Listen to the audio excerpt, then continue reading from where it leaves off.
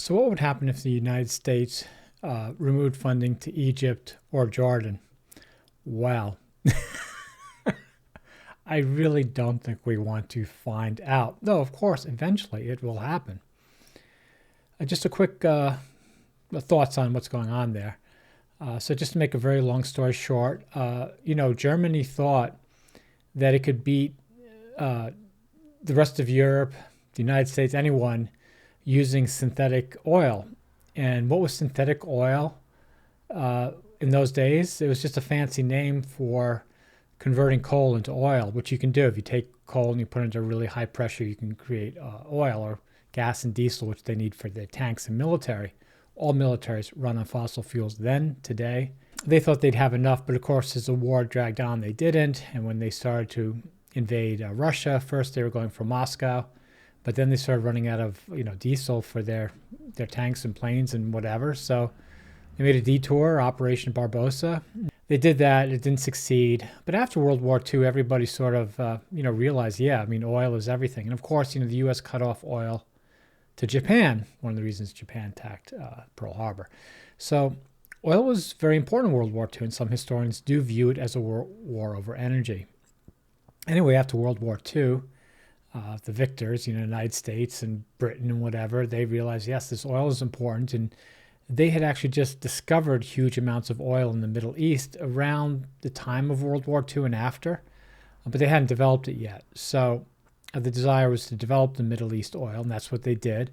And so England and the United States and France, they all made these deals with basically these families like the Saudi family and whatever, to develop this oil. So the Saudi family, for instance, would get tremendously wealthy.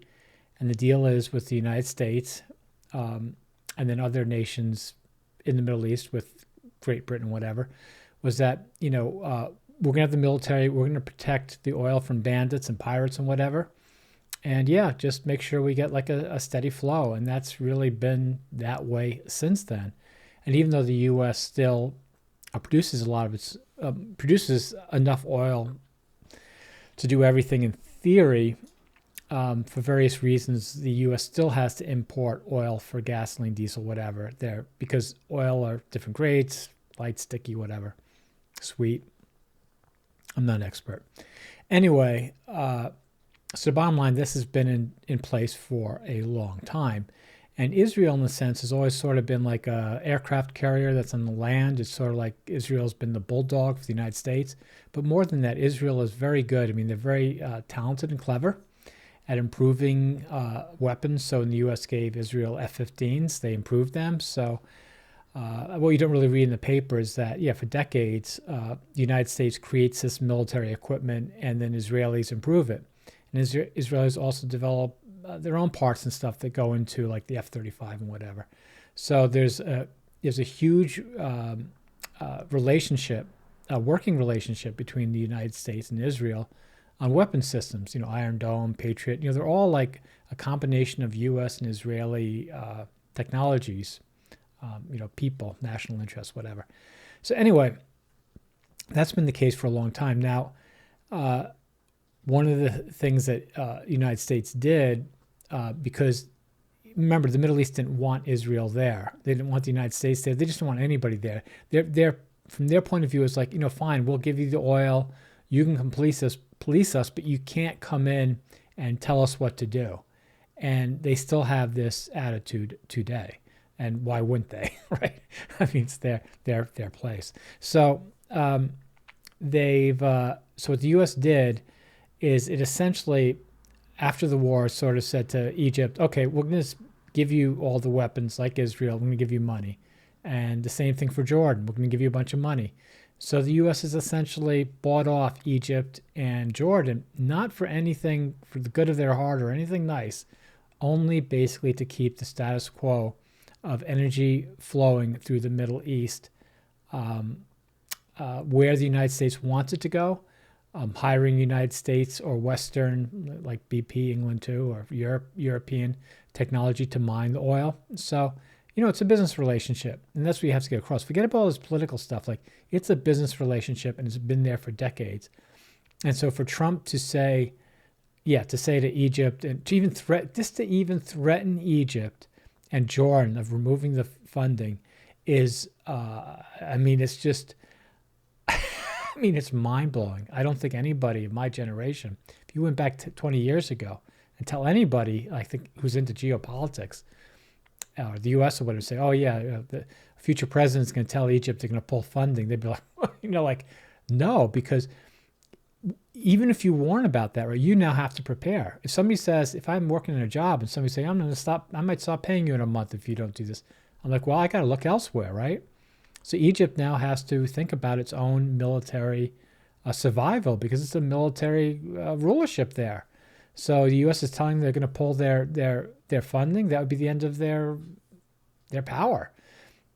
And Jordan is totally dependent on U.S. funding.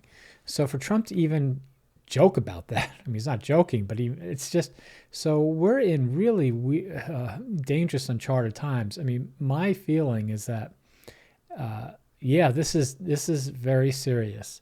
I mean, the U.S. has been pulling out of the Middle East for a long time, for 10, 20 years. So this is like nothing new. There's like nothing new going on, really. Trump is just sort of just like people tell him, oh, yeah, well, we don't really care about this. We don't care about that, which has been true. And now Trump is just repeating it. But I don't think people, want to, we still don't have a replacement. But I think the big problem here is that the U.S., so when the war started with Ukraine, the U.S. built out huge LNG processing. So gas used to be like a throwaway fossil fuel. And, when I was a kid, gas, there's a big push to get people to use gas in their furnaces, in their stoves and stuff like that. We're basically, like when my mom was alive, it was a coal-based economy. Like coal, like my parents' generation, coal ran everything. Oil didn't surpass to like the 50s or whatever. Anyway, so gas used to be this throwaway thing, but because we're running out of oil, or cheap oil, we found ways to use technology to take the gas, to freeze and compress it, to move it around. But it's still a very difficult energy source to work with.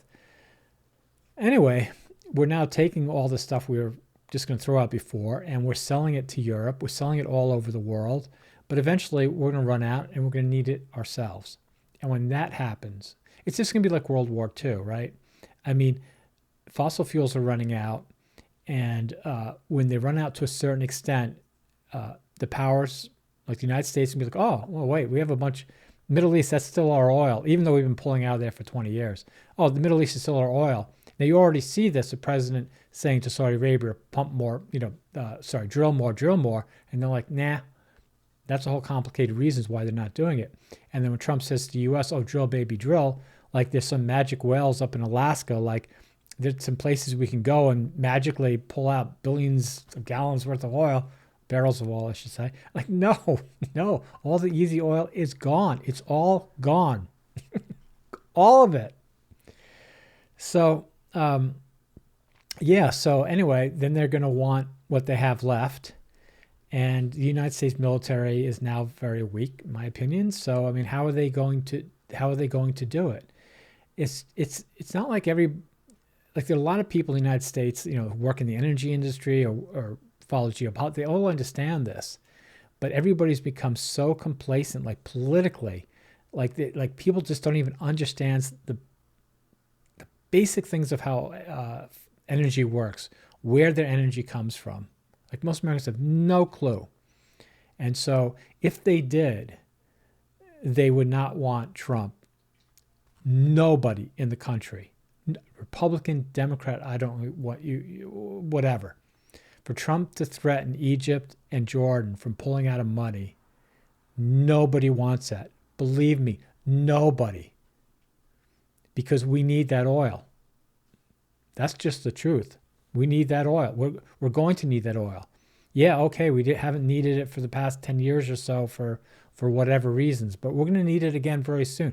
Just like Germany really needed that oil after the war dragged on. So anyway, how long have I talked? Like 9 minutes. I think that's enough.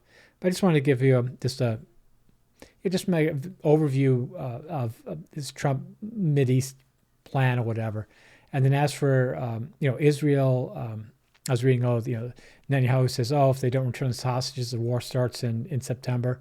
I mean, Saturday. I mean, whether it does or whether it doesn't, it doesn't really make I think make too much of a difference because Israel is done. Unless, yeah, I mean, if I'm an Israeli, Israel's just going to become a theocracy and it's just going to, well, I don't know what's going to happen. I really don't because Trump has no policy. And policy in the Middle East has always been weak, by the way, because there's so many conflicting interests in it, so many different ways of looking at it. And, I didn't like Bush and Cheney, and the whole Iraq war was disgusting, but at least I understood, and I think, people followed it, understood what they were thinking. What Trump is thinking, these people, I mean, they're thinking stupidity. I mean, they have a very childish, I don't know how to explain it, but a very illiterate, uneducated understanding of what's going on. Like they just have this thing it's like we're the United States, we're super powerful, and we give this money. And I don't know why, so Trump is like, I don't know why my parents gave you this money, but I'm not going to give it to you. Like, why? You know what I'm saying? Like no concept of what's going on. So they're making these decisions because, well, I don't know. Like I said, there are many competing interests. I'm sure the oil interests are telling him, do not say that. But he's saying it anyway because of other interests. And everybody's getting a piece of his ear or whatever. And it's just, yeah, I mean, if you want to pull out of Egypt and Jordan with money, I think that's fine. But then I don't understand why then you'd be supporting Israel, because if you pulled out of Egypt and Jordan had the capability to basically overrun Israel. That's the other thing. I mean, it's not like it was many years ago. I mean, Egypt has the military might to do it right now. That's just my opinion. And they could do it very easily, really, very easily. And with the rest of the Middle East. And I mean, that's part of the reason why Israel's acting so aggressively, because they know that. They know that they're like, 9 million Jews or 6 million, and Egypt's like 100 million or something like that. I mean, the whole Middle East is like 600 million, Arabs. There's like 9 million or even less, I think, Jews. No, they don't stand a chance. What they can do, nuke them all? So it's they know that, and the problem with Israel is it won't get along. It doesn't learn to get along with its neighbors, and it's ultimately going to be its undoing. It is its undoing. It's too much has passed. But I mean, from our point of view, from the Americans' point of view, I guess, yeah. I mean, we can, if war breaks out in the Middle East or whatever, we can have Israel just sort of make the deal we have with them now, except Israel would just basically have to be a total military state. Like that's all they do. It's just war on the United States. Now, as you know, they haven't been doing what the United States wanted with Gaza. Nobody in the United States wanted them to do what they did in Gaza, and so yeah, I don't know, but